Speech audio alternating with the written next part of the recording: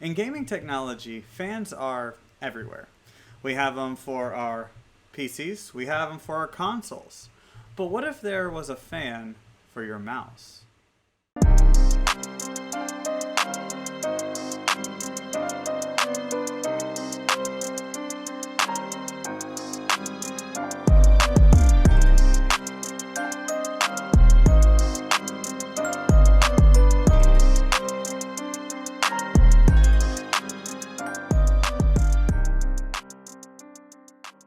This is the Marsback Zephyr Pro Gaming Mouse, and it's unlike any mouse that I've ever seen. Inside, it's got a fan that is currently working right now, but on the outside guarding it is a frame that has a nice black, smooth finish to it that I was very surprised to find out does not leave many smudges. It doesn't pick up a whole lot, so that was a really nice touch to it. Guarding it is this very interesting webbed design that I really wound up really loving. It's very nice. It allows the air to blow through, but more so, it makes it into a very visually interesting mouse. What I was very surprised by is that it's also very sturdy. I was really thinking in my unboxing video and throughout my testing that I was just going to press too hard and suddenly my hand was going to go right into the fan itself, but it really didn't. It doesn't. It's very strong, very reliable in that instance. My one critique about the frame itself is it's not very ergonomic. It's actually very small feeling at times. I mean, whenever I put it in my hand, it feels nice, but it also, my hand just covers all of it and it doesn't feel natural at times. As opposed to an ergonomic frame where you actually feel like it's an extension of you, this one kind of feels like my hand is just enveloping it. Personally, I don't really enjoy that so much, but it's a very minor critique. Now, talking about the fan inside of the Zephyr Pro, I was saying in my unboxing video that the fan itself didn't feel like it was blowing a lot of air. I didn't feel the power of it. Throughout my testing, though, I did end up finding a setting that worked well. Because on the back of it, it's got two buttons here. One for fan, one for light that you can change as you're playing and change it based on whatever preference you have. Whenever you press the fan button, it resets the entire Zephyr Pro Gaming Mouse. The whole lighting, even the fan itself, just completely switches off and restarts from the beginning. My thinking at that point would be that it was changing from a low, medium, high setting. The problem is you never actually know, because there is no sort of information, nothing that tells you how many settings there are, if there are any at all. Even on the software, the Marsback Zephyr Pro software, it doesn't ever show you the RPMs or the medium, low, high frequency. You have no idea. So you're really left in the dark while you're using the Zephyr Pro.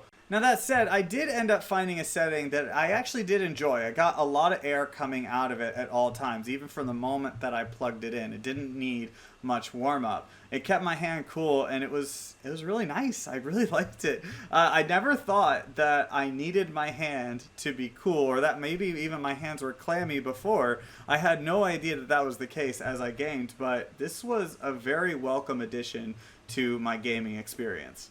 Now, one thing you will have to get used to, though, with the Zephyr Pro, because there is a fan inside of it, it does make it vibrate, and you do hear a little sound from it at times, but it's nothing that's too bad. It's just something different that you're just going to have to get used to.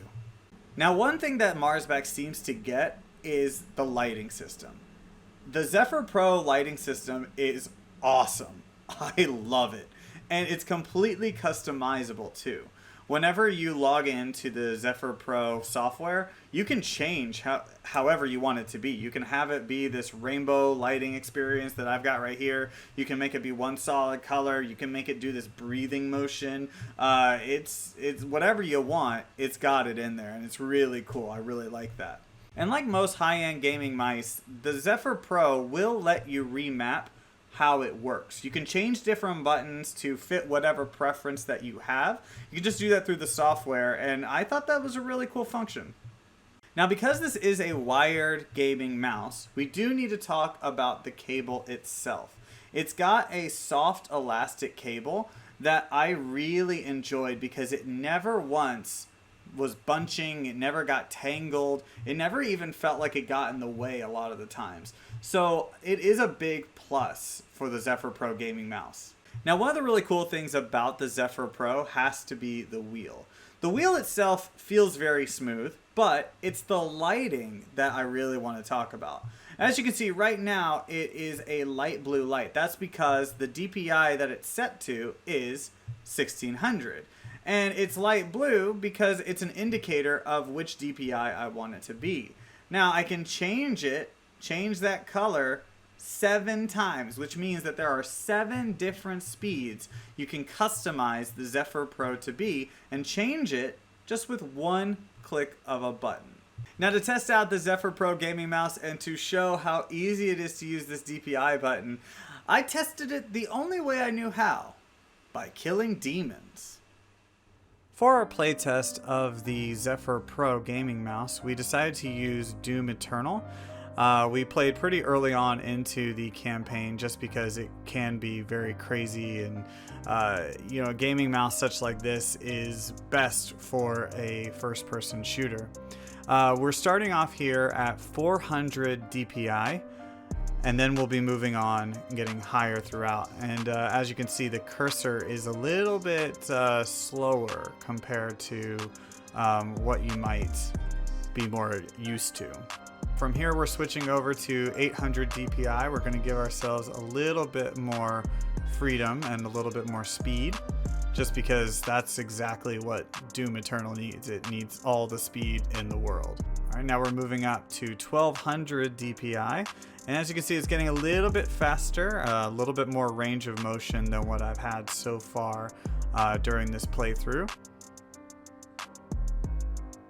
Now, the standard for the Zephyr Pro is actually 1600. Whenever you get it out of the box, it is at 1600 DPI. That's actually what they say is the standard. So I've switched over to 1600 DPI. And as you can see, the pace is getting a bit more frenetic. It's getting a bit faster. So you need that kind of speed for whenever you're handling all these kinds of demons. But I think at this point I need a little bit more speed. So I'll be adjusting now to 2300 DPI, and I'll just, spoiler alert, as it gets to faster and faster speeds, I'm not going to be able to control it that well, but I think I'm holding my own here a little bit so far, but it's really more than what I'm used to. Okay, so now it's getting a bit dicey. I've got a lot of demons coming around me, and I think it's now time to change it to 3200 DPI. So as you can see, it's taking me a little bit. I'm trying to adjust a little bit to how fast that is, but the speed is there, and I think the Zephyr Pro is handling it pretty well. So things are going okay at 3200, but I think it's about time that we switch it to its highest speed, which is actually 16,000 DPI. And yeah, oh no, it's getting, I'm not entirely sure where I'm at this point. 16,000 is a lot to deal with, but yeah, the Zephyr Pro, as soon as you kind of get adjusted to it, it does kind of do the rest. But yeah, I wouldn't recommend 16,000 for honestly anyone, but there it is. Overall, when I first learned about the Zephyr Pro Gaming Mouse, I didn't know what to expect. I didn't know what to think of it. I mean, it was just, all I knew was that it was a fan inside of a mouse. That's cool. That's cool in and of itself. But I found that while I was using it in my testing, it's just so much more than that. It's an overall experience. It's an experience in the interesting lighting that you have, the full customizability of it.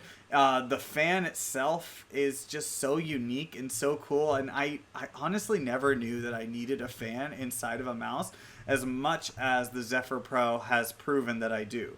It's just a really unique and really cool gaming mouse, and it's Also cool in that you can customize pretty much every part of it. You can customize the lighting, you can customize I think you can customize the fan speed, you can customize the different features and the functionality of it. Overall, it's just a very awesome gaming mouse. Now let's recap with some pros and cons. Once again, the pros. Fan power, really liked it, kept my hand cool for most of the time. The lighting, I think I've said enough about it. I absolutely adore it. Customizability is really nice, really cool. You can just craft it the way you want it to be. I love this design too. It was very photogenic whenever we put it in the light box, and it's just really nice to look at. I love it. And this soft elastic cord, if you're gonna have a wired gaming mouse, I would say that this is the type that you would want to get, this cord itself. All right, moving on to cons now. One con has to do with the fan. The fan's great, but there is no RPM indicator to tell you if there's a low, medium, or high setting. Also, another con has to do with the frame itself. It's just not ergonomic. It feels very unnatural at times, but overall, if this is the type of mouse that you like, then go for it. If you're interested in buying the Zephyr Pro, it is available now on the Marsback website. Use our promo code CINEONLY and you can get $10 off of this gaming mouse. Don't forget to like, share, and subscribe. Hit the bell for notifications on more tech reviews. You can also leave a comment for any questions about the Zephyr Pro or any products you'd like us to check out. I'm Matt, Move the Joystick. Thank you so much for watching. Now to test out the Zephyr Pro Gaming Mouse and to show how easy it is to use this DPI button.